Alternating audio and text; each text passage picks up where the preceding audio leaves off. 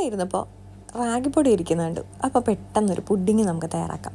അപ്പോൾ അതിനായിട്ട് നമ്മുടെ മിക്സഡ് ജാറിലേക്ക് ഞാൻ കുറച്ച് റാഗി ഇട്ടു. അതിൻ്റെ കൂടെ തന്നെ കുറച്ച് പഞ്ചസാരയും അതുപോലെ തേങ്ങയും ഒരു ഏലക്കയും കൂടെ ചേർത്തിട്ട് വെള്ളം ഒഴിച്ചിട്ട് നന്നായിട്ടൊന്ന് അടിച്ചെടുത്തിട്ടുണ്ട്.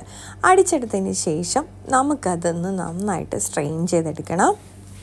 ഇനി നമുക്കതൊന്ന് ചെറുതീയിൽ വെച്ചിട്ട് ലേശം നെയ്യും കൂടെ ഒഴിച്ചതിന് ശേഷം നന്നായിട്ടൊന്ന് കുറുക്കി യോജിപ്പിക്കാം. എന്നിട്ട് ഇതിപ്പോൾ ഈ ഒരു പരുവത്തിൽ കുറുക്കി വന്നിട്ടുണ്ട്. അപ്പോൾ നമുക്കൊരു ഇലയിലേക്കോ അല്ലെങ്കിൽ ഒരു പ്ലേറ്റിലേക്കോ കുറച്ച് നെയ്യ് തടവിയിട്ട് അതൊന്ന് അതിലേക്ക് വെച്ചതിന് ശേഷം നന്നായിട്ട് തണുപ്പിച്ചെടുക്കാം. ഫ്രിഡ്ജ് വെക്കണമെന്നില്ല, പുറത്ത് വെച്ച് തണുപ്പിച്ചാലും മതി. പുറമേ നമുക്ക് കുറച്ച് ബദാമൊക്കെ ഒന്ന് പൊടിച്ചിടാം, അല്ലെങ്കിൽ കാഷ്യൂനട്ടോ, അതൊക്കെ നമുക്ക് ഇഷ്ടമുള്ളതിടാം. ഇനി ഇത് തണുത്തതിന് ശേഷം നമുക്ക് നോക്കാം കേട്ടോ.